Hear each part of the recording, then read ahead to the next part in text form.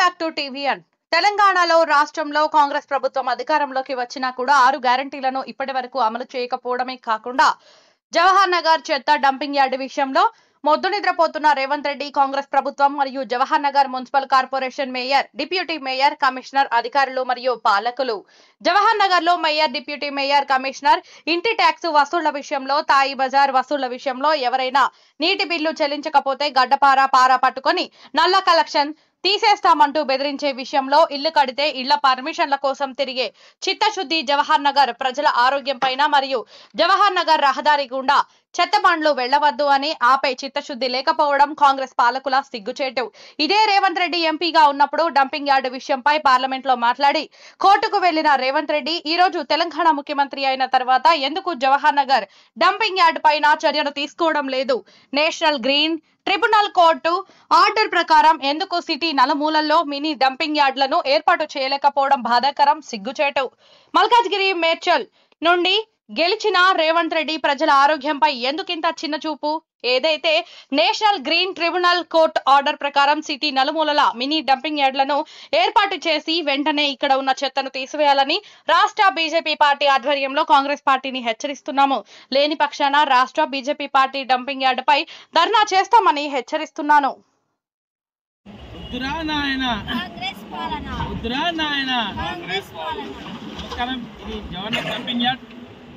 ముందుకు తెలంగాణ ప్రభుత్వం చేసిన కుప్పాది అనవసరంగా సిటీలో చెత్తను తెచ్చి ఇక్కడ మా దాదాపు 10 లక్షల మంది ప్రాణాలతో చెలగటమాడి ఇవాళ టీఆర్ఎస్ ప్రభుత్వం గంగలు గడిచిపోయింది మా జవహర్ నగర్ ప్రజల ఉసురు దాకి. అదేవిధంగా ఇప్పుడు కాంగ్రెస్ ప్రభుత్వం చూడండి ఏ విధంగా చెత్తను తెచ్చేస్తుంది. చూసారా, ఇది మెయిన్ రోడ్ దగ్గరనే తడి చెత్త, పొడి చెత్త అది దొంగ మాటలు చెప్పడము, అదేవిధంగా ఎటువంటి రసాయనిక చర్యలు లేకుండా సిటీల్లో చెత్తను మొత్తం తెచ్చి ఇక్కడ ఏర్పడుతుంది. అది చూసిగా గద్దెలు కార్లు ఎట్లా తిరుగుతున్నాయా. రోడ్డు పక్కకు కూడా ఇది నియర్ బై రోడ్డు పక్కకు ఈ విధంగా సాఫ్ చేసి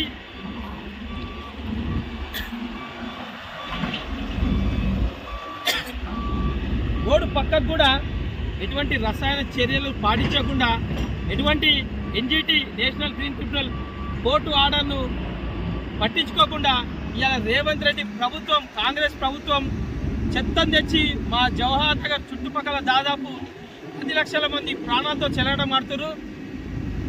రేవంత్ రెడ్డి నువ్వు ఎంపీగా ఉన్నప్పుడు ఏమన్నావు?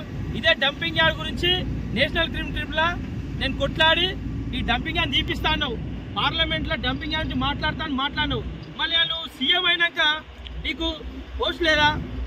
మళ్ళీ నీకు ఇంత కూడా చిత్తశుద్ధి లేదా? ఈ డంపింగ్ యార్డ్ పరిస్థితి ఏంది?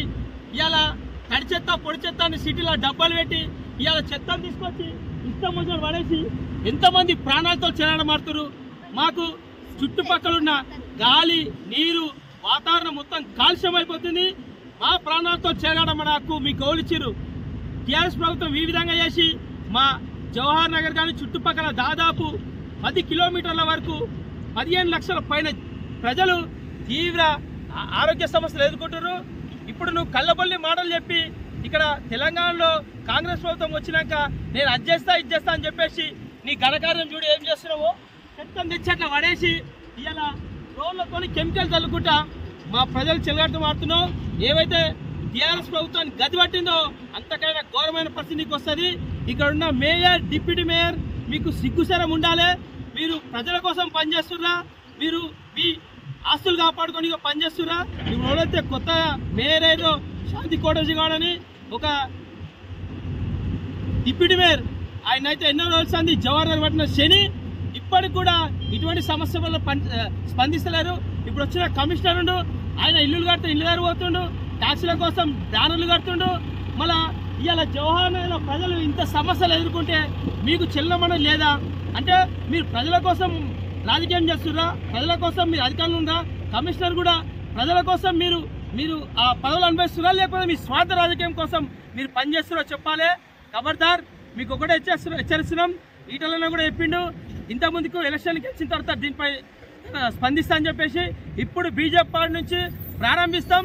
వీలైన తొందరలో ఈ డంపింగ్ యార్డ్ భూతాన్ని ఇక్కడ తరిమూట విధంగా చేస్తాం. ఏదైతే కేటీఆర్ చెప్పిండో సిటీని నలుమూలలో మినీ డంపింగ్ యార్డ్ ఏర్పాటు చేస్తామని చెప్పేసి దానికి కట్టుబడి ఉండాలి.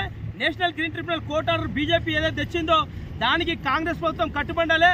లేకపోతే వీలైన తొందరలో బీజేపీ పార్టీ రాష్ట్ర ఆధ్వర్యంలో ఈ డంపింగ్ యార్డ్ దగ్గర పెద్ద ధర్నా చేస్తామని చెప్పేసి తెలియజేసుకుంటున్నాం.